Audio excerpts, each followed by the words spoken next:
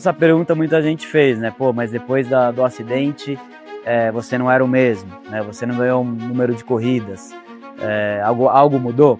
Não consigo dizer se algo mudou, no sentido de sensação, né, medo em geral. A única coisa que eu posso dizer é que eu dou mais valor à vida, com certeza.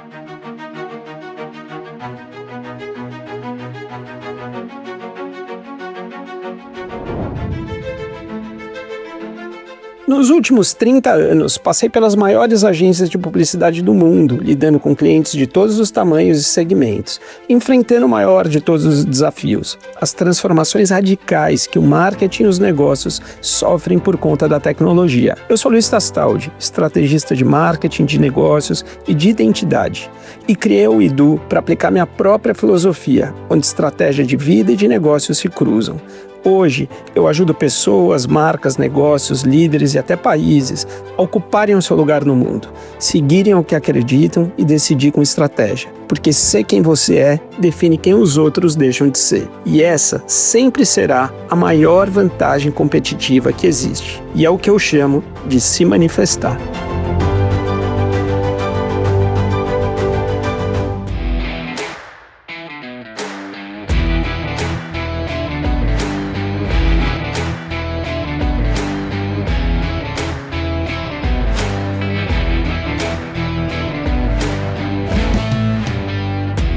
Felicidade talvez seja o maior objetivo de vida de todos nós. Todo mundo busca, todo mundo fala sobre ela, mas acho que pouca gente realmente sabe o que é felicidade. E curiosamente, a gente virou especialista em julgar a felicidade dos outros. Se alguém vence, a gente mais suspeita do que comemora. Se perde, a gente julga. Se alguém muda de rota para buscar felicidade em outro lugar na vida, a gente estranha. E nas redes sociais, então, nem se fala. A comparação virou regra e a felicidade virou quase uma obrigação estética. Então talvez o problema não seja a falta de felicidade, mas acho que a forma como a gente aprendeu onde ela deveria estar e o que ela não é. No manifesto de hoje, eu falo sobre isso no palco do Teatro B32, sobre felicidade, julgamento e o risco da gente se abandonar no caminho em busca dela. E como em todos os eventos do Manifeste, eu sempre faço um vídeo com a minha visão e as minhas provocações que eu vejo nesses temas que eu quero abordar.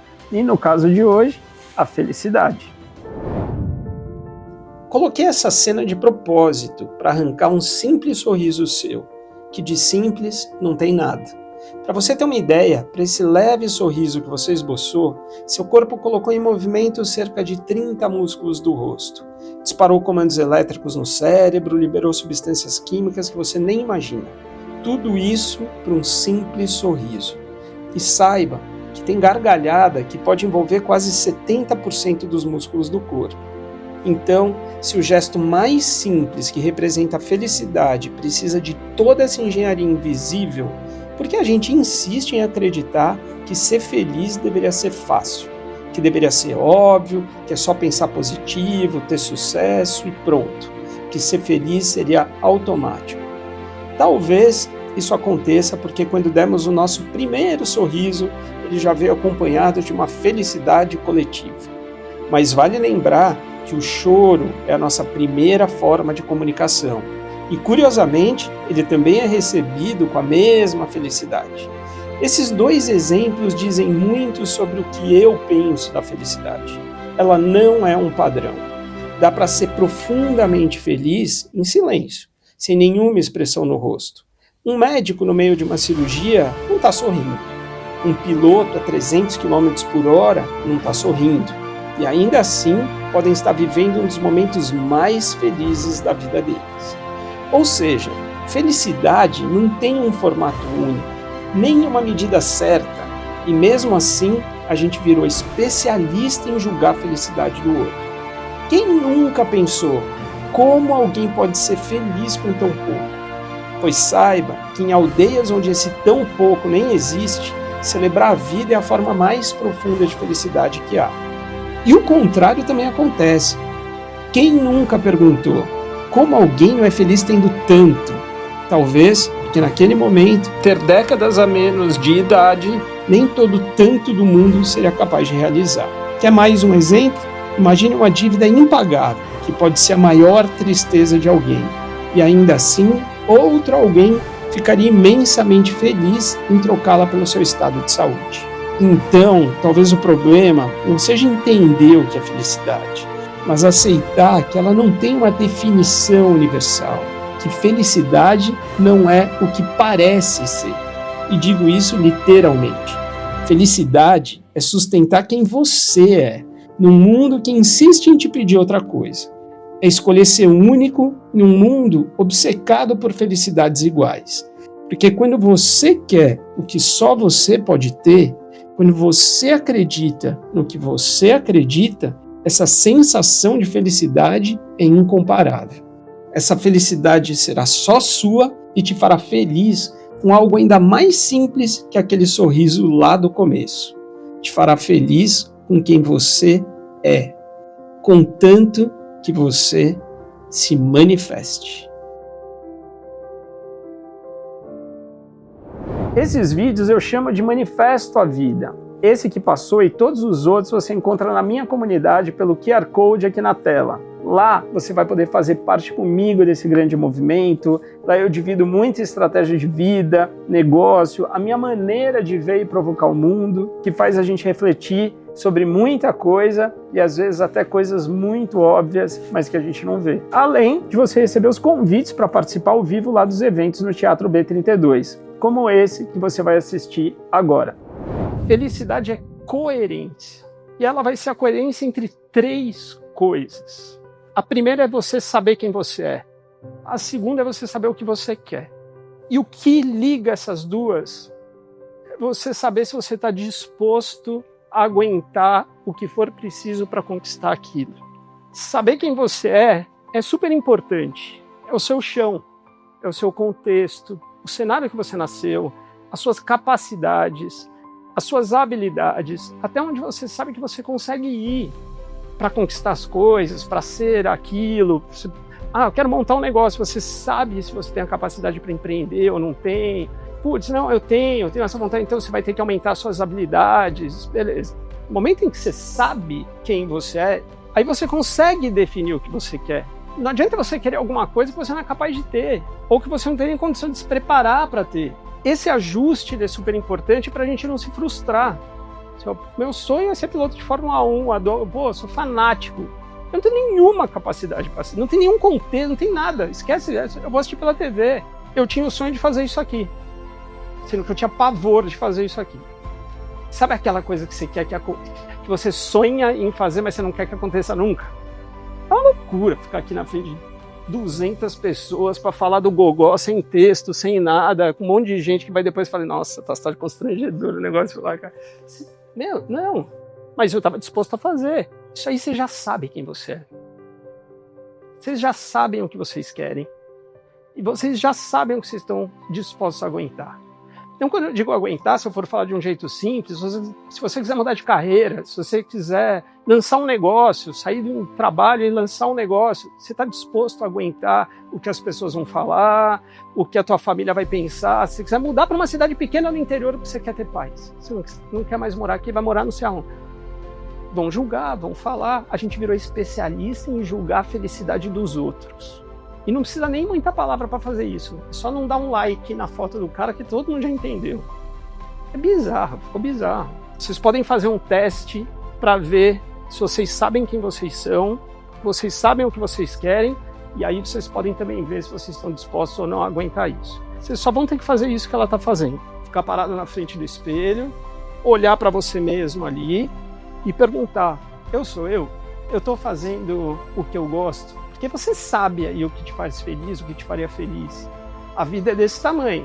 Se você se sustentar olhando para o espelho, vai fundo, filhão. Você já sabe quem você é, o que você gosta. Se você levantar e sair, você vai ter que fazer esse exercício várias vezes. Começa a fazer sempre, vai no banheiro, até uma hora que você vai ficar lá, na tua frente. Isso aqui é o que sustenta a felicidade. A felicidade é a coerência entre esses três pontos. Quando você sabe quem você é, você consegue ter a coerência de ver o que você pode conseguir, do que você quer e do que você está disposto a aguentar. Quando essas três coisas conversam entre elas, a vida continua sendo difícil. Não é que, fiquei feliz. Não, pelo contrário. ela vai sempre ser difícil, mas ela não vai mais ser insuportável. Porque é difícil fazer aquele negócio chato que não tem a ver com você, que não é verdadeiro, que não era o que você queria, tudo. Mas quando você está fazendo alguma coisa que tem a sua dificuldade, sempre vai ter, não vai ser insuportável. Isso muda como a gente pensa, muda toda a nossa vida, muda o nosso destino.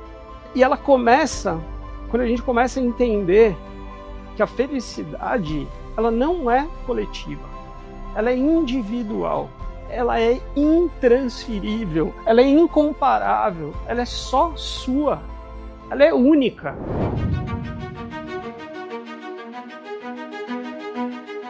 Existem pessoas que a gente admira pelo que elas conquistaram. Existem pessoas que a gente respeita pelo jeito que se sustentaram durante o caminho. O nosso convidado, ele é um dos poucos brasileiros que chegaram ao topo do automobilismo mundial, né, de altíssima performance. Ele viveu o sonho de muita gente, viveu a pressão de um país inteiro, viveu a glória e viveu também a frustração no nível mais alto possível. A gente não consegue nem imaginar. A gente consegue assistir, mas não consegue imaginar. E mesmo assim, ele escolheu não viver no e se. Ele escolheu seguir inteiro, sem se definir apenas por um resultado. Hoje, num mundo obcecado por troféus, likes, rankings, comparações, ele é um exemplo raro de alguém que chegou onde poucos chegam, sem se perder de si mesmo durante o caminho. E talvez, eu acho que essa seja uma das formas mais maduras de felicidade.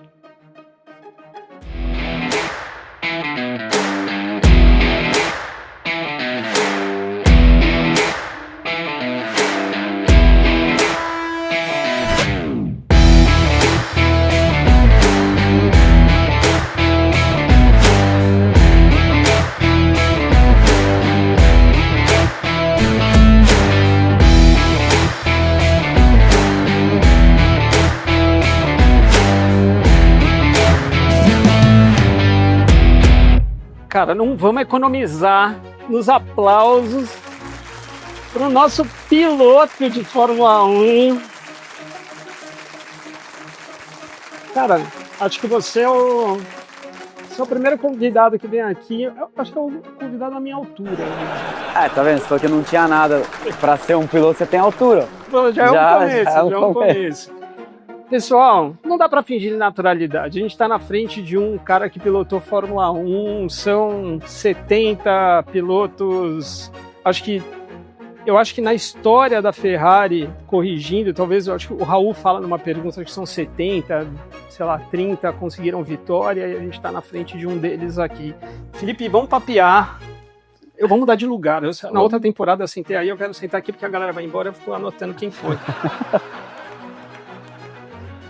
Ai, cara, posso te falar uma coisa de verdade? Para mim é inacreditável estar na frente de um piloto de Fórmula 1. Vou te falar por que eu admiro, por que eu sou louco pela Fórmula 1, acho fora da curva. Mas tem obrigado, Rose. Tem uma coisa, um lado emocional muito forte para mim. Assim, eu queria muito, por exemplo, que meu pai estivesse aqui. Meu pai morreu faz 3 anos. Obrigado. Porque desde pequenininho ele me carregou para dentro da Fórmula 1. A gente tinha um ritual ali de assistir a Fórmula 1 de manhã, então ele pedia uma pizza à noite e a gente não comia, colocava na geladeira, deixava esfriar para comer no dia seguinte assistindo as corridas, e ele ia sempre falando sobre a Fórmula 1. E o mais incrível é que era o nosso grande assunto. Ele morreu, estava acamado, assim, super mal, tudo, e o nosso assunto era a Fórmula 1. Ele me ligava de manhã para falar, você viu a corrida, você viu o que aconteceu, tudo. Então, para mim, se ele tivesse aqui, ele ia achar um máximo estar na frente do Felipe Massa aqui, cara. Mas, vamos lá. Não vou perguntar cronologicamente a tua história, mas você começou molequinho ali no kart, né? Com 8 anos, mais ou menos. 8 anos. Tem uma história que eu escutei, é verdade, que quando você estava ali com 8 por aí, você foi pedir um autógrafo para o Senna e ele negou e você começou a torcer para o Piquet? Tem essa história. Como que foi isso aí? Bom, primeiro é um prazer estar aqui, grande pelo convite, mas eu acho que por tudo isso que a gente ouviu agora, é um grande aprendizado, né? De tantas coisas na vida que você tem que seguir, o que você tem que pensar e quem você tem que ser. E, em primeiro lugar, você saber quem você é, né? Que é o mais importante. Então é um grande aprendizado estar aqui. Tem muitos amigos aqui que eu já vi aqui. Tem um ali que esse aí vem em perigoso todos. ali, né? É o que eu digo, Que... o FIFO. O FIFO vem em todos. Inclusive você tá aí por causa do FIFO. Ele que falou de mim? Eu falei, FIFO, quem que eu levo pro próximo? Felipe Massa. Você gosta de mim assim, FIFO? Pô. FIFO só não vem quando ele tá em algum casamento no Mediterrâneo. Então, obrigado pelo convite mais uma vez. Sem dúvida tem muito que a gente papear aqui, conversar. Acho que é sempre uma experiência de vida, né? Tudo aquilo que a gente ouve, aprende, mas é aquilo que a gente também vive, né? O que a gente passa. E eu acho que a conexão com as pessoas, a experiência que você tem na sua carreira, ou entender, né, a de outros também, é sempre muito importante. E eu acho que, eu não sei, mas quando eu guiei um kart pela primeira vez, parece que eu tinha certeza daquilo que eu queria para minha vida inteira, né? Que era ser um piloto. E não era Fórmula 1. Fórmula 1 nem passava pela minha cabeça. Era tipo, você ser um piloto de viver aquilo, né? De ser um piloto de o que eu falava, de carro de corrida, né? Que era uma paixão que eu tinha, que veio pelo meu pai. E quando eu andei no kart a primeira vez, eu tinha certeza e eu nunca pensei em fazer outra coisa diferente. Nunca pensei, não, quero talvez, né, ser médico ou talvez ser qualquer outra coisa, né? E sim me focar naquilo, porque aquilo era a minha alegria. E voltando à sua pergunta, quando eu não tinha, eu tinha já uns 13, uns 11 anos de idade, não, acho que menos, tinha acho que uns 9 anos de idade por aí, quando eu sou ainda, né? Não tem como se você não... Você ficou magoado. Você não não tem como você não ter o Senna como um exemplo, né? De piloto, de superação e de ensinamento, aquilo que ele fazia na pista e aquilo que ele fazia fora da pista também, né? Infelizmente, talvez eu tive uma falta de sorte, peguei o dia errado e eu tava era no Yacht Clube de Ilhabela, né? A gente tava jantando, aí com meus pais e um casal de amigos, e tava eu e mais 2 crianças, e aí o garçom falou, o Senna tá chegando. Ah, tá, não acredito. Aí peguei um papel, uma caneta e fomos lá esperar ele na saída do barco. Aí ele saiu e não quis dar autógrafo pra gente, ele tava junto com uma mulher, né, e talvez... Não sei, a gente não teve muita sorte naquele dia, a gente diz que não teve o autógrafo dele. Tá bom, então vou torcer pro Piquet. Mal sabia foi bem você. Assim, mas eu... Mal sabia você. Não foi bem assim, mas eu fiquei muito chateado. Mas eu acho que também foi um grande aprendizado. Eu nunca imaginei também... O que você tirou disso aí? Eu tirei um aprendizado de, tipo assim, pra mim não passou nenhum momento, logicamente, depois de eu ter chegado na Fórmula 1, ter virado piloto da Ferrari, ter... Né, sido muito mais aquilo que eu imaginava, né, como criança, eu acho que o carinho que você tem por uma criança, né, ou por um torcedor. Então nunca aconteceu, independente de onde você está, muita gente querendo uma foto, um autógrafo, mas aquela criança querendo, te pedindo, eu nunca não pensei naquilo que aconteceu comigo, né? Então foi um aprendizado adulto também. Conta, porque aqui a gente tem 1, 2, 3, 4, 5, deixa eu ver quantas fotos vão ter, cara. Lógico, também. Aí, ó, tá vendo? Tá garantido. Quem trouxe caneta tá... Cara, tem uma pergunta que eu acho que é interessante, que é o seguinte, quando você vai para um caminho de atleta de ponta, de altíssima performance, e eu acho que tem até... Eu vou falar de atleta, acho que isso é para atleta mesmo, seja um piloto de Fórmula 1, um jogador, um tenista. É engraçado porque os mortais, a gente, os nossos pais, quem chegar para a gente vai falar assim, não, você tem que investir nisso para ser engenheiro, invista num MBA, invista não sei o que, é um investimento para a vida. E o atleta, a gente fala assim, ele é uma aposta. Então, como é que é isso mesmo? Porque o atleta realmente é uma aposta. ele aposta tudo, ele aposta a vida dele, ele aposta... Você não sabe se vai... São muitas variáveis que vão, né, que vão ali aparecer e vira uma grande aposta. Existe um plano B? Não existe um plano B? Como é que conduz isso? Como é que é a cobrança disso? Eu acho que a maior parte dos atletas, né, que querem, né, que se programam para chegar àquilo que eles sonham, né? Por exemplo, jogador de futebol, acho que um piloto ou um jogador de tênis.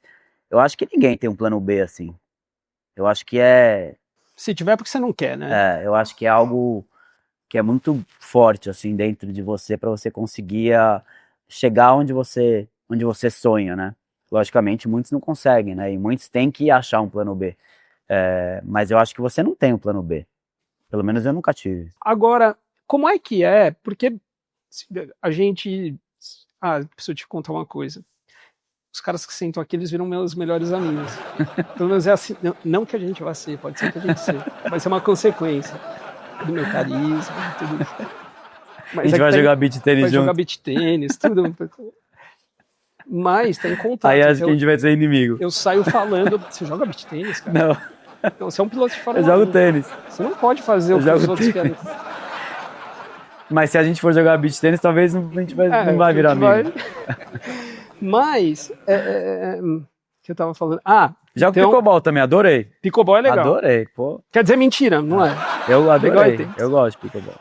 Eu curti pickleball, é legal. Também. Mas estou falando isso porque você me parece ser um cara super doce, humano, enfim, família. A gente vê ali um contexto sobre isso. Não é. Ser piloto de Fórmula 1 não é ser jogador de futebol. Você vai criar aquela família, 11 caras viajando, 22 caras viajando junto, e a galera, não sei o quê. Bichão, o cara levantou para ir no banheiro, senta no carro dele. Como é que funciona isso? Porque existe você chegar num país que tem gente de todas as nações querendo sentar na mesma cadeira que você, mas tem que ter os brothers que cresceram com você lá dos 8 anos. Sim. Como é que você pegou o lugar, já aconteceu de você sentar num lugar que era pro teu brother? E outra, eu acredito que desses tenham pilotos que tenham sido melhores do que você, piores do que você e conseguiram coisa melhor ou melhores que não foram. Como é que você lidava com isso? Como é que você lidava em às vezes ter que, sei lá, mas não ajudar um amigo? Assim, como que é esse ambiente lá? Primeiro que no mundo do automobilismo, né, você tem relacionamentos, você tem amigos, mas não são muitos amigos, né? Porque é um mundo de muita competição, né? Um mundo que sei quantas pessoas querem estar no seu lugar, ou talvez que você quis estar no lugar de um piloto que você sabia que talvez seria muito difícil, né? Estar naquele lugar, né? Mas faz parte de um sonho, né? E para você chegar lá, você tem que fazer tudo o possível e às vezes até o impossível, né, para conseguir aquela oportunidade, né, para conseguir aquela chance, né, e a hora que você tem a chance é tudo aquilo que você quer, e quando você consegue, você sabe que tem muitas pessoas querendo o seu lugar, né, muitas pessoas fazendo o que tiver que fazer para conseguir o seu lugar, então você tem que entender o jeito de trabalhar, você tem que entender né, ser o mais próximo possível das pessoas que trabalham com você, usar, né, os engenheiros, mecânicos, o chefe de equipe, todo mundo faz parte do seu dia a dia e de como você vai trabalhar com aquelas pessoas e tirar o máximo possível para você conseguir entregar aquilo que você quer e que eles querem que você entregue também, né? Então não é um trabalho fácil, é um trabalho difícil, é um trabalho que a hora que você fecha a viseira ninguém é amigo de ninguém. Independente se o cara que está largando atrás ou na frente cresceu com você, né, ou não, mas eu sempre tive um respeito, né, com tantas pessoas que eu trabalhei ou que eu não trabalhei, mas ou que fez parte do mundo, né, dessa competição, mas na hora que fecha a viseira, cada um por si, e é assim que funciona, né, acho que em qualquer situação, né? E não só no automobilismo, mas eu acho que em todos os trabalhos, né? Em todas as situações diferentes, tem a mesma mentalidade, né? No final. A gente falou muito sobre felicidade, né? E felicidade ela é uma coisa única de cada um tem que ser feliz com o que te deixa feliz e por aí vai. Só que no momento em que você alcança a sua felicidade, você foi lá, Fórmula 1, tá lá na Ferrari, enfim, cara, feliz. No seu caso, no caso de um atleta desse de ponta, de um ídolo, a sua felicidade deixa de ser sua para ser a felicidade de todos os brasileiros. E aí vem uma cobrança para cima de você. Eu vejo agora a gente muito em cima do João Fonseca. Pô, o cara chegou, o cara tá lá no Grande Slam, a ATP tá 20, perdeu. Cara, já começa uma cobrança em cima do cara.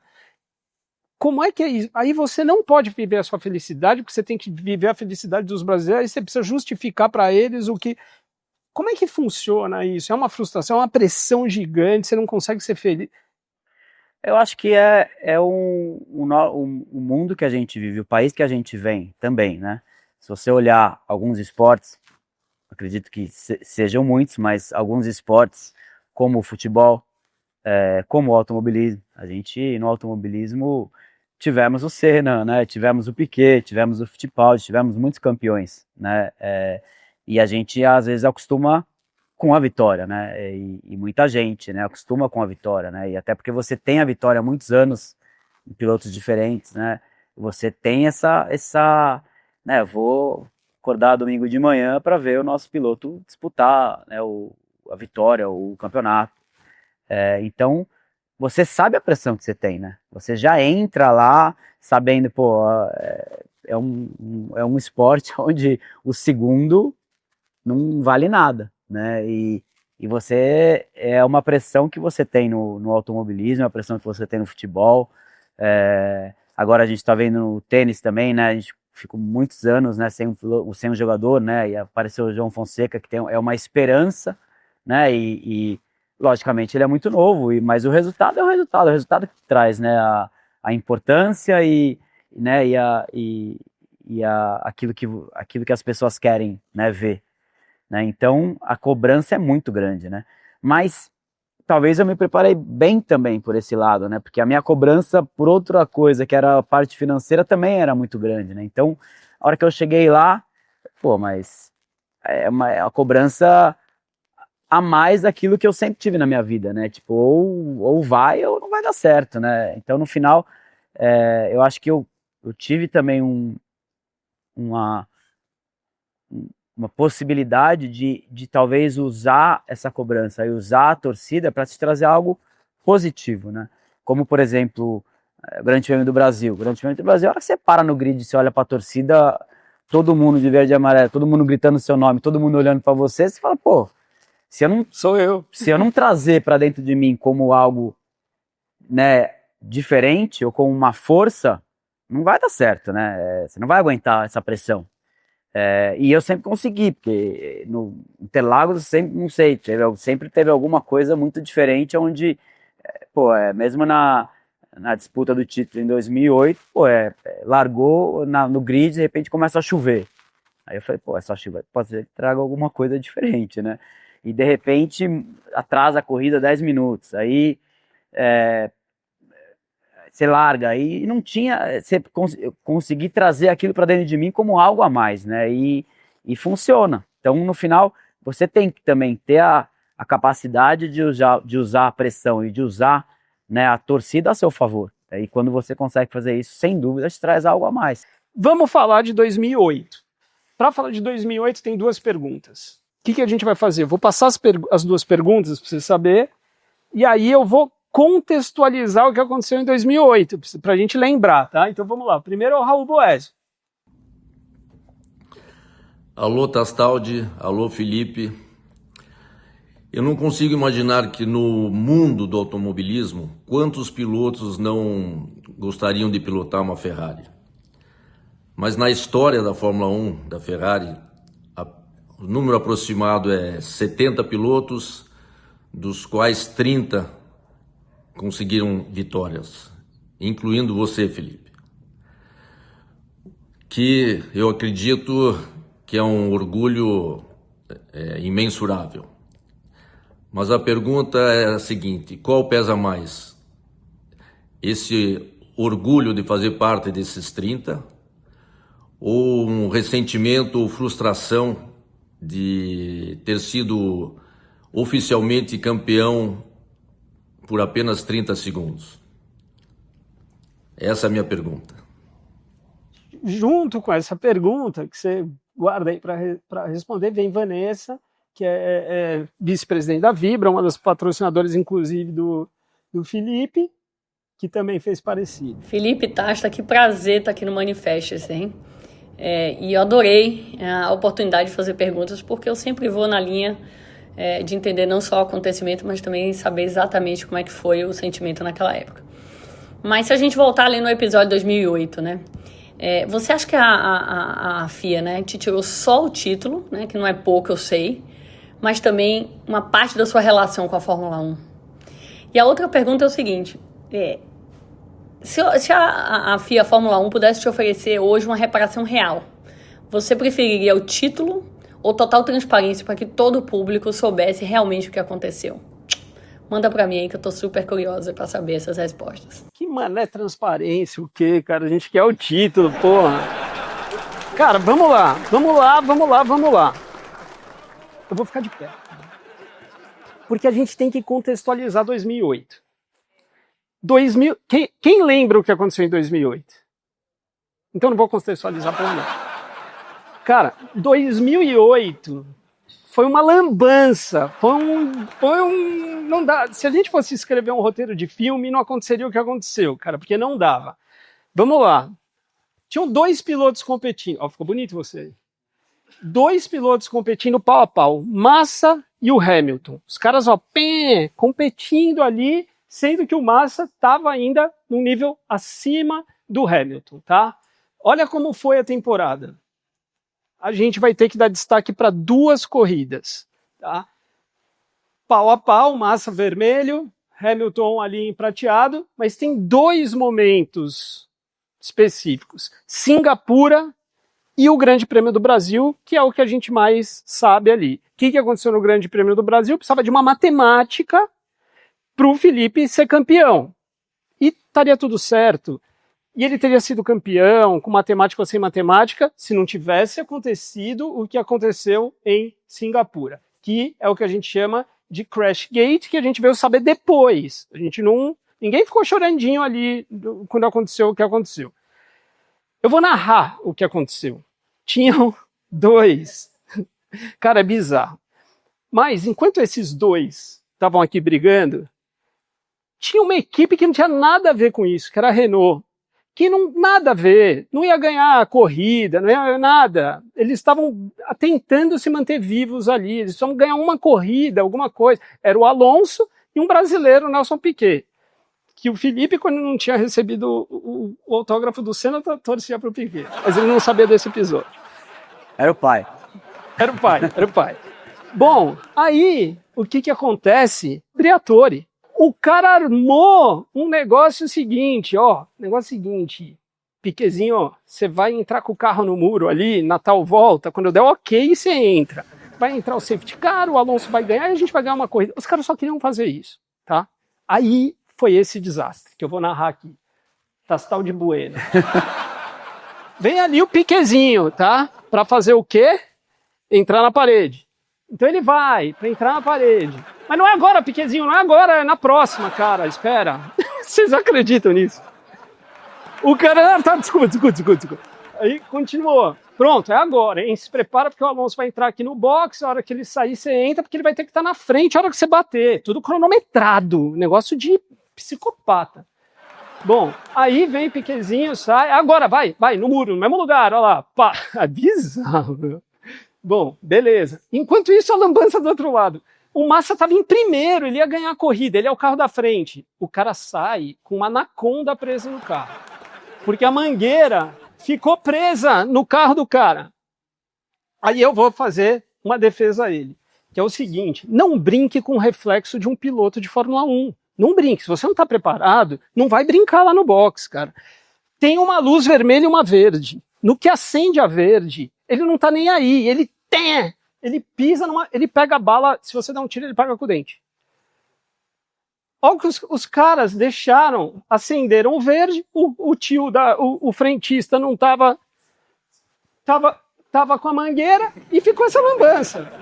Isso aí, cara, ele de primeiro foi para último. Aí você fala, mas tá bom, mas o cara perdeu a corrida. Não, ele nem teria parado no box se o cara não tivesse jogado o carro no muro. Olha o tamanho da anaconda. Isso aí é o Rei Leão, o episódio do Rei Leão.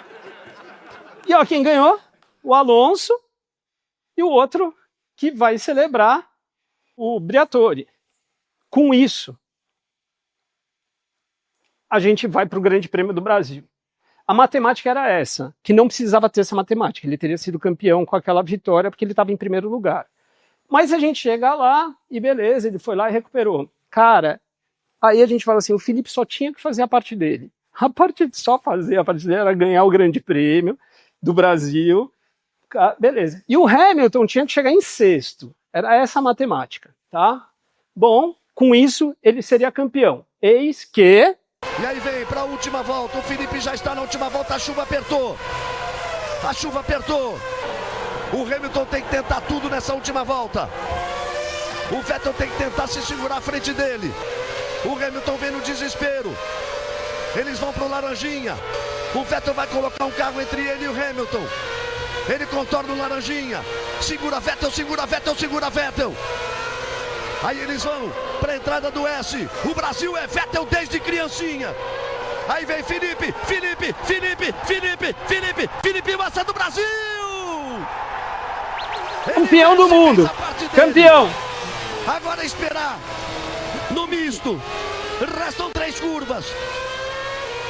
Chovendo.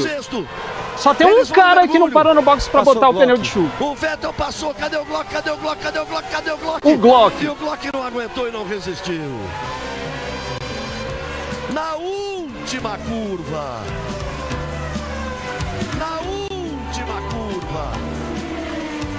Massa, Alonso, Raikkonen, Vettel e Hamilton é campeão do mundo. Brasil! Isso aí é pra matar, né, cara? O Hamilton passando o Glock no café. O Massa fez o dele. É um grande piloto. Fez uma grande temporada.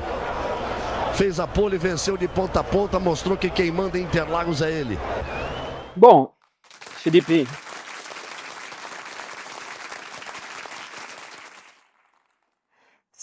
eu quero te falar de verdade, assim, eu quero te agradecer por tudo que você fez pelo nosso país. Obrigado. Pela maneira que você se dedicou. O Galvão fala que você manda em Interlagos, você foi o cara que ganhou em Interlagos depois do Senna.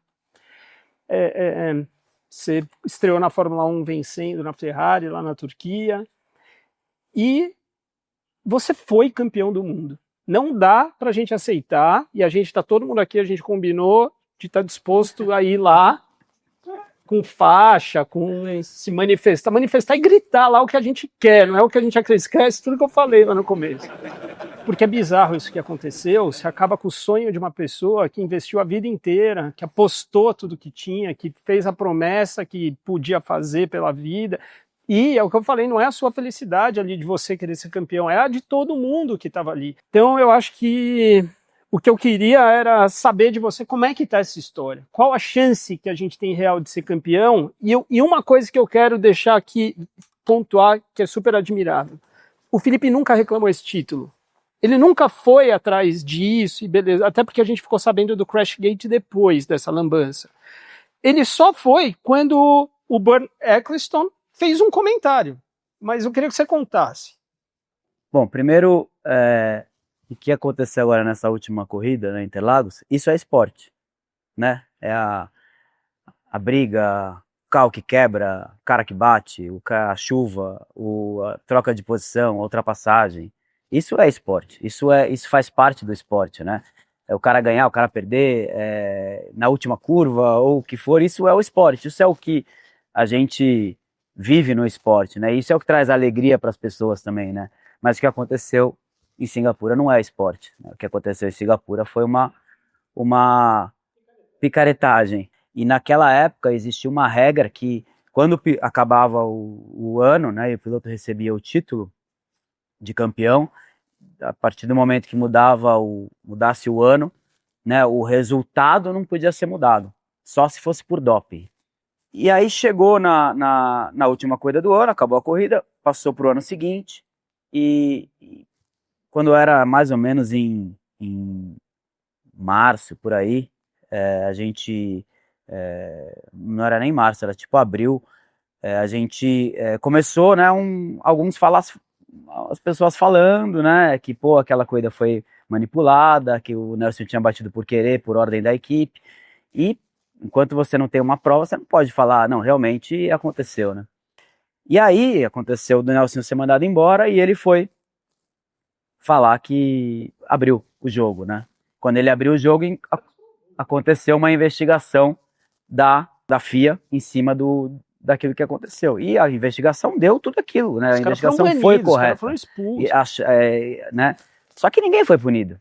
Ninguém foi punido, né? O Nelsinho não foi punido, ele perdeu, né, o contrato dele, nunca mais voltou a corrida de Fórmula 1, mas ele não foi punido. O Briatore tinha sido punido por nunca mais poder trabalhar na Fórmula 1. Né? Depois de 5 anos, nem isso, ele já conseguiu, né, eliminar essa proibição. O Pat Simmons, que era o diretor técnico, tinha sido proibido de trabalhar na Fórmula 1 desculpa, o Pat Simmons tinha sido por 5 anos. Depois de 2 anos ele já estava trabalhando na Fórmula 1 de novo. Então, na verdade, ninguém foi punido. A equipe Renault não teve nenhuma punição também. Ninguém foi punido por aquilo que aconteceu. E aí, eu sempre ouvi a minha carreira inteira as pessoas falando, você é o verdadeiro campeão. Mas pessoas tipo assim, o chefe da Fórmula 1, o chefe da Ferrari, o chefe de outra equipe, as pessoas, e sempre fui muito falado isso. Cara, eu nunca fui atrás de lutar, né, pra ir numa justiça, porque aconteceu, existe essa regra e, infelizmente, todas as pessoas, os advogados que eu perguntava, falaram, não, você tem essa regra, você não pode fazer nada. Tá bom. Só que aí, passaram 15 anos, o Bernie Ecclestone deu uma entrevista dizendo que o verdadeiro campeão de 2008 era eu. Ele era o dono da Fórmula 1. Ele era o dono da Fórmula 1, e ele falou, a gente sabia em 2008 do acontecido, e a gente não fez nada, porque iria riscar o nome da Fórmula 1. Isso é uma conspiração, né? Existe uma conspiração da Fórmula 1, uma conspiração junto da Fórmula 1 com a FIA para não começarem a investigar o caso, porque se tivesse começado a investigar o caso em 2008, a corrida iria ter que ser cancelada, né, o resultado da corrida, porque a manipulação foi antes daquela parada no box. E aí eu fui atrás da minha equipe legal, de advogados, né, não só no Brasil, mas, né, em vários países diferentes, para estudar o caso, e a gente tem um caso muito forte. Uma corte da Inglaterra.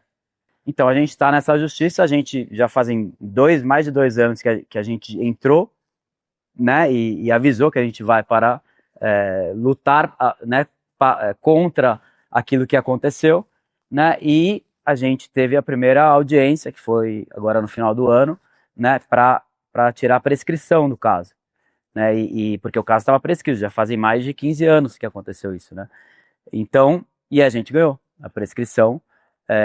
A gente hoje ficou numa situação muito forte, né? Porque o juiz e as provas, né? A gente descobriu também que na última corrida do ano, em Interlagos, nessa corrida que vocês estavam mostrando agora, o Nelson Piquet pai chamou o Charlie White, que era o diretor de prova na época. O Charlie White tinha sido mecânico do Piquet na Brabham, eles tinham um relacionamento muito próximo, e ele foi no escritório do Charlie White para contar a história de Singapura. Isso era em 2008. E o Charlie White disse para o Nelson Piquet, essa história é muito séria, eu não posso não contar para o meu presidente. Eu falei, não, entendo. E com certeza ele contou para o presidente contou para o Bernie Ecclestone, eles sabiam naquela situação em 2008. Então a prova que eles tinham era muito clara já para abrir o caso, entendeu? E o caso foi aberto só em 2009, quando o Nelson Piquet foi falar, né, foi expor na mídia o que tinha acontecido. Então, aconteceu uma conspiração contra mim. Então a gente tem chance. Brasil. Contra o Brasil. Temos chance, então. Agora, chances reais, boas. Então a gente está numa situação agora, né, o caso reabriu, né, não existe mais a prescrição, né, e agora é um trabalho intenso nessa situação para a gente ir atrás até o final daquilo que é a justiça. Tenho certeza que a gente vai ganhar. Mas depois, logo em 2009, teve um episódio, teve um acidente de 2009, que eu não sei se vocês lembram, né, que voou a peça do carro do Rubinho. Cara, aquilo lá foi assustador. Eu vou te falar, porque ali me deu uma sensação ruim. O Senna, quando bateu, eu vi a batida, a gente viu aquele trimelique da cabeça dele, eu falei, vai sair, tá tranquilaço, não deu nada isso aí. O seu, eu achei que você tinha morrido, cara. Eu juro, porque teu braço, o carro desacelera, você vai reto, e na verdade foi isso aqui que aconteceu, para vocês lembrarem do acidente. Tá, a qualidade tá ruim porque foi a que eu consegui achar. A gente fica agora com a expectativa de olhar ali e vendo, você vê a marca do carro. Não é freada aquilo, Me né? lembra um pouco o acidente eu vou explicar. aqui na Inglaterra, quando ele foi de frente. Aí o Dudu, que está evidentemente preocupado, o irmão do Felipe Massa, está evidentemente preocupado, como toda a família do Massa no país, como todo brasileiro está evidentemente preocupado nesse momento. Agora vem a imagem. Agora vem a imagem. É que ele via normal e passou absolutamente reto. Não tem bracinho ali, tá vendo? Não tem nada.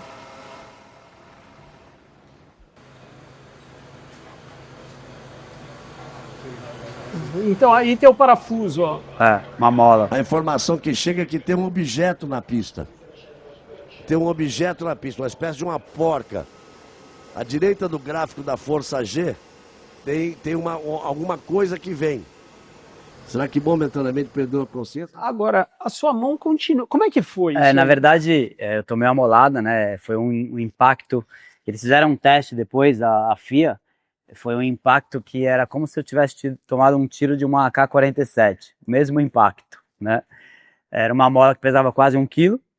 E eu estava uns 240, 250 km por hora nesse momento. Nesse momento eu estava na volta indo para o box. Eu não estava na minha volta de classificação. Eu já tinha acabado a minha volta, e eu acabei a volta grudado no Rubinho. E aí eu arranquei o pé, ele estava abrindo a volta dele. Eu arranquei o pé, ele foi abrindo, e aí caiu a mola do carro dele. A mola foi pingando, acho que bateu em alguma coisa e voltou. A hora que bateu alguma coisa e voltou, era bem o momento que eu estava vindo, né? Não lembro de nada, não lembro se eu vi a mola, com certeza eu não vi.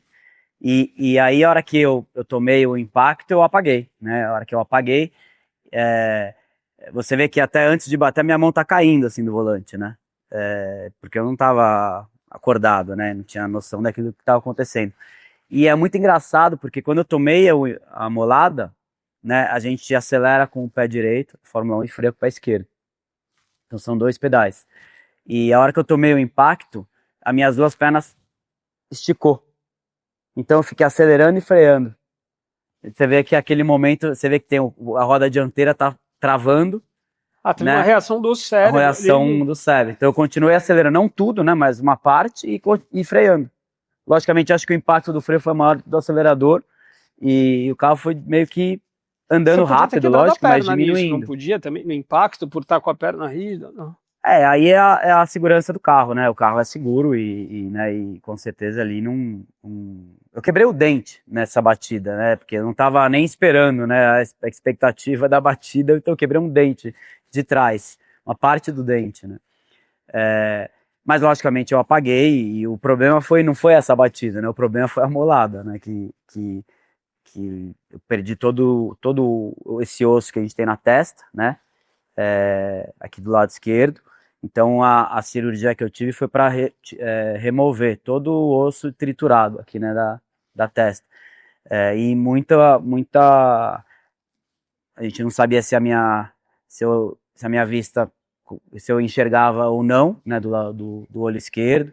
1 milímetro, 1 centímetro para lá eu poderia ter morrido, 1 centímetro para cá. Eu tive muita sorte daquilo que aconteceu, bastante hemorragia interna, mas tudo funcionou da maneira certa, né? E eu fiquei 3 dias em coma.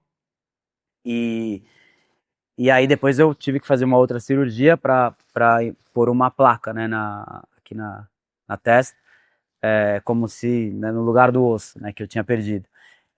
Mas acho que tudo foi feito da maneira perfeita e Eu tive muita sorte, né? Muita gente acha, porra, como que você experimentar fazer isso 1 milhão de vezes não vai conseguir, né? Cara, mas tudo bem, eu não vou nem perguntar se isso mudou tua confiança ou não mudou sua confiança, mas eu queria perguntar outra coisa. Te fez valorizar alguma outra coisa na vida? Ah, lógico. A gente nunca acha que um acidente vai acontecer, né? Algo grave vai acontecer com a gente, né? E acho que quando acontece, acho que, por exemplo, guiando o carro, eu não consigo, nada mudou assim no sentido, pô, eu tenho medo, tenho mais medo, alguma coisa aconteceu de maneira diferente. Isso eu não consigo responder, né? Minha vista do lado esquerdo piorou um pouco, mas tá tudo bem. Pelo menos na Stock Car não tem atrapalhado. Mas o que mudou é você dar muito mais valor à vida, né? Sem dúvida. Você mudou seus hábitos? Você fez coisas novas? Não, mudei nada. Mudei nada. A Rafa não chegou e falou, Deus, chega? Falou, lógico, né? Logicamente se preocupou muito, até porque ela estava grávida nesse momento, 6 meses, né? Do Filipinho. Que então, agora também tá... Que agora esse ano resolveu virar piloto. Esse ano não, ano passado, né? Com 15 anos. Então é mais um estresse aí. Mais uma aposta. Mais uma aposta pra Rafa. Felipe, deixa eu te falar uma coisa. Logicamente essa pergunta muita gente fez, né? Pô, mas depois do acidente você não era o mesmo, né? Você não ganhou um número de corridas. Algo mudou? Eu não consigo dizer se algo mudou. No sentido de sensação, né, medo em geral. A única coisa que eu posso dizer é que eu dou mais valor à vida, com certeza. Se você pudesse dar um conselho para alguém, você que viveu aí no limite, no topo, e viu muitos amigos, muitos conhecidos ficarem para trás, ou às vezes gente que se sente menos até, né, qual seria o conselho que você daria para quem está na corrida da vida?